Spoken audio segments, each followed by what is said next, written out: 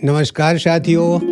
अद्भुत उत्साह, उमंग, हंसी खुशी और आमोद प्रमोद था उस दिन जब नरेंद्र मोदी जी प्रधानमंत्री बनकर संसद की सीढ़ियों पर दंडवत कर रहे थे। लग रहा था कि संसद का मान सम्मान आसमान छुएगा, लेकिन क्या पता था कि पहले पुरानी संसद गायब हो जाएगी और 12 साल बाद खुद मोदी जी संसद आने से कतराने लगेंगे।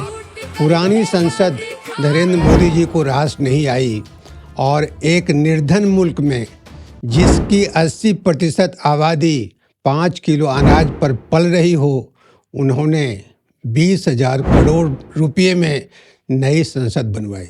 नई संसद बनी, उद्घाटित हुई, लेकिन बहस का स्तर गिरता चला गया।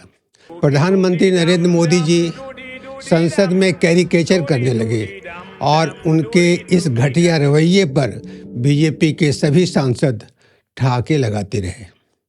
संसद तो विमर्श का माध्यम थी, जहां देश की समस्याओं में बहस होती है और नए नए कानून बनते हैं, लेकिन संसद में एक दूसरे को चिढ़ाने, कटाक्ष करने और यहाँ तक कि गाली देने का माध्यम बनती चली गई।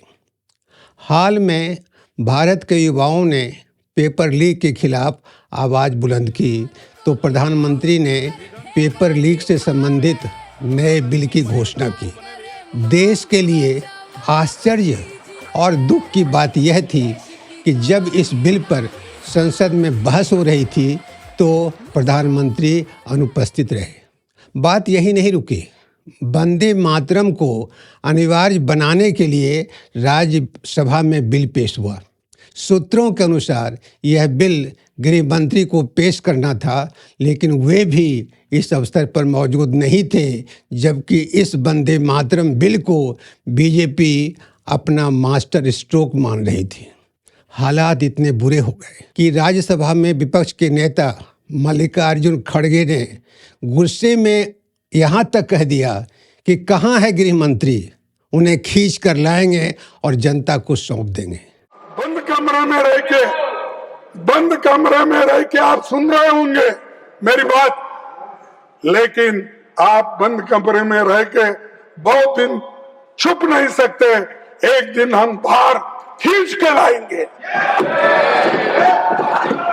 और जनता के सामने हम दिखाएंगे इनके लोगों में क्या है।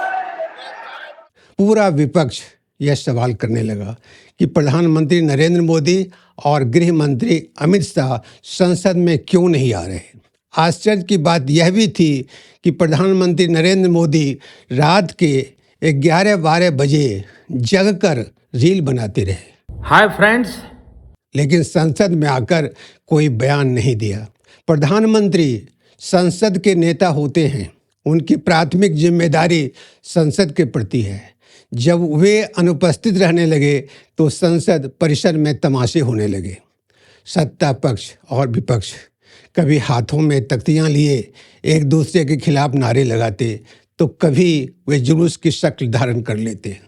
हद तो तब हो गई जब निर्दलीय सांसद पप्पू यादव साधु का वेश धारण कर संसद आ गए। संसद परिसर में बैठकर उन्होंने चंदा चोरी का स्वांग रचा। विपक्ष के नेता इस खेल में शामिल हुए। यह दृश्य हास्य तो प्रकट करता था, लेकिन संसद की गरिमा के अनुकूल नहीं था। इससे पूर्व सपा के सांसद चंदा जमा करने वाले डिब्बे को माथे पर लेकर संसद परिसर में घूम चुके थे। सत्ता पक्ष और विपक्ष एक दूसरे को दुश्मन मानकर बैठे हुए हैं। इस अवसर पर पूर्व प्रधानमंत्री अटल बिहारी वाजपेयी की याद आती है। उन्होंने संसद में एक वाकया सुनाया। उन्होंने कहा कि जब मैं प्रधानमंत्री बना तो संसद की गैलरी में लगाई गई नेहरू की तस्वीर हटा दी गई। तो मैंने पूछा कि नेहरू जी की तस्वीर कहाँ चली गई। किसी ने कुछ नहीं कहा, लेकिन दूसरे दिन नेहरू की तस्वीर वहाँ टांग दी गई। कि गलियारे में टंगा हुआ नेहरू जी का फोटो का है। मैंने कहा ये चित्र कहाँ गया? कोई उत्तर नहीं दिया। वो चित्र वहां फिर से लगा दिया गया।